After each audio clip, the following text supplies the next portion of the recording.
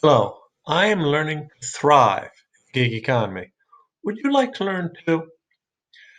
This week was kind of a crazy week for me. First, I just got back from door knocking.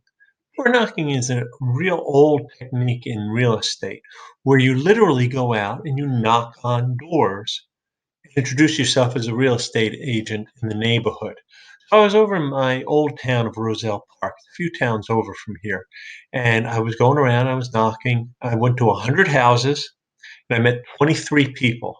That's supposed to be pretty good. Now, I don't know if any of them will ever buy or sell a house.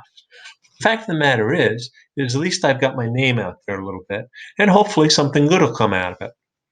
That worked out a lot better than what happened here in my own hometown earlier this week.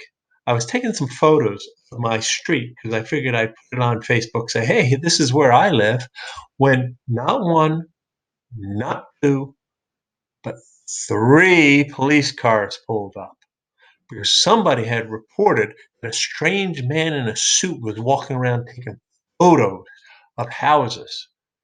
And I said, well, I'm not a strange man. I've lived here a decade. All I was doing was taking photos of the neighborhood. These were really pretty cool about it. It was a rather nerve-wracking experience to see so many cop cars pull up in front of my house while I'm standing there. That leads me to the second thing that happened this week that really kind of threw me off when it came to working for yourself. On Saturday, I got sick. I lost a day and a half of production time. Now, there's no paid sick days when you work for yourself. So I ended up having to put off an editing project that was due, and I felt kind of bad. But the client was okay about it. She said, okay, do it on Tuesday. Fortunately, Tuesday morning I got up and the internet was out in my house.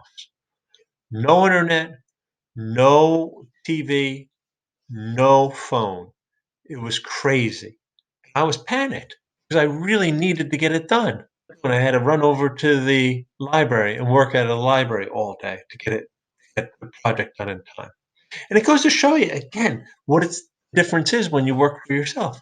'Cause, if you're in the office, the computer goes out. Hey, that's an extended coffee break. Everybody has a good time. When you work for yourself and you lose the internet at home, you're in trouble. We lost it for a whole day. Verizon came out the next day, and it turned out it was a box that led to my house. So it wasn't even in my house that was the problem. Now everything's fine. It just goes to show you it's the type of thing you have to put up with when you're working for yourself. It also meant that for 2 days, I didn't really do any of the online selling that I would normally do, putting up new merchandise. That wasn't so bad because actually most of the merchandise I put up is on the weekends. And in fact, most of the sales that occur for me is on Sunday night. And I usually do my packing and mailing Monday morning. So it wasn't too bad that I lost the internet on Tuesday and part of today. So you see, when you're working for yourself, you run into these things and you can't stop. You can't just say, you know what, I'm sick today, I'll go back to bed. Or, oh, you know what, no internet. Oh, well, I'm going to go have a coffee. Instead, you got to figure out a way to get these things done because nobody's going to pay you if you don't get any work done. So that's the lesson that I learned this week.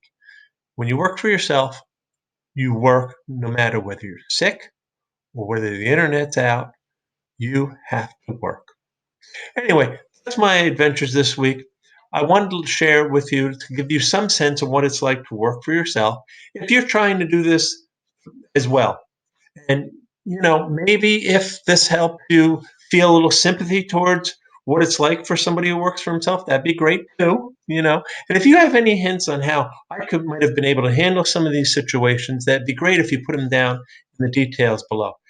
If you like this video, please like it and subscribe, and we'll be talking again next week from another part of my house because right now I'm in my dining room because I'm cooking dinner. But hopefully next week I'll maybe doing it from the living room or some other place. Take care. Bye.